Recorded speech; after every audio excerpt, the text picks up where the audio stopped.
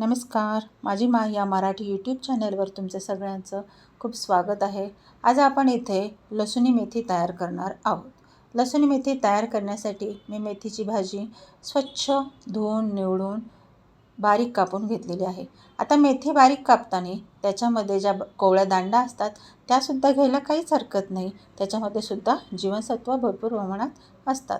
आता आपण इथे कढईमध्ये थोडंसं तेल गरम करून त्याच्यामध्ये थोडासा ठेचलेला लसूण आणि थोडंसं जिरं फ्राय करून घेणार आहोत आणि त्याच्यामध्ये जी मेथी आपण चिरून घेतली होती ती परतून घेणार आहोत।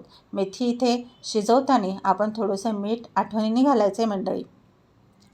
मेथी जोपर्यंत आपली शिजती आहे तोपर्यंत एक कांदा, 2 कांदे आणि 1 टोमॅटो बारीक कापून घेणार आहोत। जी आपण ग्रेव्ही तयार करणार आहोत त्या ग्रेव्हीसाठी मी थोडेसे शेंगदाणे शॅलो फ्राय करून घेतलेत आणि तीळ पांढरे कच्चेच बारीक करून घेणार आहोत। ही जी बारीक केलेली पावडर आहे ती आपण ग्रेव्हीसाठी वापरणार आहोत। आता ही जी बारीक पावडर केलेली होती त्याच्यामध्ये थोडंसं पाणी घालून आपण ती घट्टसर अशी पेस्ट तयार करून घेतलेली आहे आणि याच्यामध्ये मी 1 चमचा बेसन पीठ ॲड करून घेणार आहे।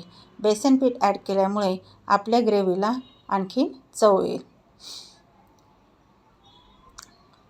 बघा, आपली भाजी तर शिजलेली आहे, ती आपण काढून घेणार आहोत।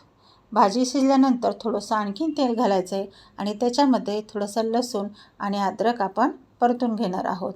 अद्रक आणि लसूण शॅलो फ्राय केल्यानंतर त्याला असा ब्राऊन कलर येईपर्यंत तो शॅलो फ्राय करायचा आहे बरं का। आणि तो कांदा आपण कापलेला आणि टोमॅटो परत त्याच्यामध्ये घालून परतून घ्यायचं आहे। हे सगळं मिश्रण शॅलो फ्राय होईपर्यंत परतायचं आहे, त्याला असा ब्राऊन कलर आला पाहिजे आणि त्याच्यामुळं काय होतं, त्याला त्या जी पेस्ट आहे त्याला गोडसरपणा येतो। आता याच्यामध्ये आपण लाल तिखट, हळद, कांदा मसाला आणि थोडीशी धण्याची पूड घालणार आहोत। हे मिश्रण तेल सुटेपर्यंत छान असं परतून घ्यायचे। आता आपण जी पेस्ट बारीक केली होती शेंगदाणे आणि पांढरे तीळची ती छान घालून परतून घेणार आहोत। तेल सुटेपर्यंत आपण हलवत राहायचे आणि आपल्या चवीनुसार त्याच्यामध्ये मीठ घालायचे। हे मिश्रण सारखं हलवत राहायचे, नाहीतर ते खाली चिटकेल। आता आपण इथे जी भाजी शिजून घेतलेली आहे ती छान अशी मिक्स करून त्याच्यामध्ये शिजून द्यायचे आणि थोडंसं पाणी पण घातलं तरी काय हरकत नाही, मी तर घालते। कारण काय होतं कधी भाजी ही आपली तळाला चिकटते, म्हणून थोडंसं पाणी घालून भाजी वाफवून घ्यायची। भाजीला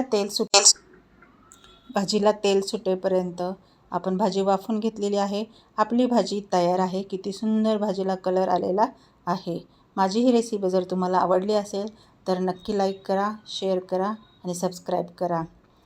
पण बरं का मंडळी, ही भाजी गरमागरमच खायची आहे। Bye bye.